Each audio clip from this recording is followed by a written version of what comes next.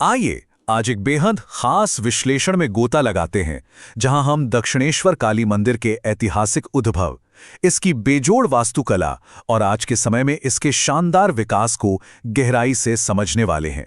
ये सिर्फ एक धार्मिक स्थल नहीं है, ये एक ऐसा जीता जागता ढांचा है जो इतिहास, कला और समाज के बदलावों की पूरी कहानी अपने भीतर समेटे हुए है। आज के इस विश्लेषण में हम जिन मुख्य पड़ावों से गुजरेंगे वो हैं एक विद्रोही रानी का दृष्टिकोण, पवित्र भूमि का अधिग्रहण, वास्तुकला के देवता, रहस्यवादी रामकृष्ण और अंत में एक ऐतिहासिक अभयारण्य का आधुनिकीकरण। चलिए बिना देर किए आगे बढ़ते हैं। भाग 1, एक विद्रोही रानी का दृष्टिकोण, नीडर संस्थापक। इस अद्भुत जगह की कहानी इसकी असाधारण संस्थापक रानी रासमणी के जिक्र के बिना बिल्कुल अधूरी है, जिन्होंने 19वीं सदी में इस भव्य मंदिर की नींव रखी थी। जरा सोचिए, 19वीं सदी में एक युवा विधवा जब एक विशाल पारिवारिक एस्टेट की कमान संभालती है तो क्या होता है। वो हालातों से दबने के बजाय एक निडर नेता बनकर उभरी। खासकर स्थानीय मजदूर वर्ग और मछुआरों के अधिकारों की रक्षा के लिए वो एक बेहद मजबूत ढाल बन गई। उनका ये साहसिक कदम ही देख लीजिए। हुगली नदी में तेज गति से चलने वाले ब्रिटिश स्टीमरों की वजह से मछुआरों की आजीविका को भारी नुकसान हो रहा था, तो उन्होंने क्या किया? उन्होंने सचमुच लोहे की जंजीरों से नदी का पूरा यातायात ही रोक दिया, और तब तक नहीं हटी जब तक ब्रिटिश प्रशासन ने उनकी शर्तें नहीं मान ली। ये घटना उनके निडर स्वभाव को बखूबी दर्शाती है। भाग 2, पवित्र भूमि का अधिग्रहण, एक अनूठी नींव।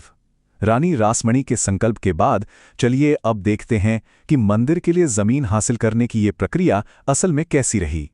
यहाँ जो प्राचीन नक्शा है ये उसी 60 बीघा जमीन का विस्तृत लेआउट है जिसे रासमणी ने उस समय 55,000 रुपए में खरीदा था। नदी के साथ साथ फैले उस विशाल भूखंड को साफ देखा जा सकता है, जहां आज मुख्य मंदिर और बाकी अहम संरचनाएं मौजूद हैं। और इस जमीन का इतिहास भी कितना दिलचस्प है। ये जगह असल में एक अंग्रेज की संपत्ति थी जिसे लोग साहब का बागान कहते थे। और सबसे हैरानी की बात यह है कि यहाँ पहले से एक मुस्लिम कब्रिस्तान और एक संत की मजार भी मौजूद थी। साथ ही इसका आकार एक कछुए की पीठ जैसा था, जो शक्ति पूजा के लिए बहुत ही शुभ माना जाता है। इतनी विविधताओं के बावजूद इसे एक भव्य पवित्र परिसर में बदल दिया गया। भाग 3, वास्तुकला के देवता, सांस्कृतिक शैलियों का विलय। यह ऐतिहासिक नींव यहाँ बनी जटिल वास्तुकला को समझने के लिए एकदम सही मंच तैयार करती है। यहाँ सबसे खास बात यह है कि ये परिसर अलग अलग संस्कृतियों को कितने सहज तरीके से मिलाता है। एक तरफ इंडो इस्लामिक प्रभाव वाली नवरत्न यानी 9 शिखरों वाली शैली का मूल मंदिर है, तो दूसरी तरफ राधा कृष्ण मंदिर में यूरोपीय प्रभाव वाली सपाट छतें और स्तंभ देखने को मिलते हैं। ये अलग अलग शैलियों का एकदम सटीक मिश्रण है। अगर हम बाईं ओर दी गई आम भारतीय मंदिर शैलियों की तुलना दाईं ओर मौजूद इस 100 फुट ऊंचे भव्य मूल मंदिर से करें, तो बंगाली नवरत्न डिजाइन बिल्कुल अलग और स्पष्ट दिखाई देता है। बेज और मैरून रंग की जली हुई ईंटों से बनी है जाली इमारत सच में अद्भुत है और दूर से ही ध्यान खींच लेती है। अब इस परिसर में मौजूद एक और वास्तुकला के चमत्कार की बात करते हैं, जो सीधे तौर पर एक बहुत ही खास और सम्मित संख्या से जुड़ा है, संख्या 12।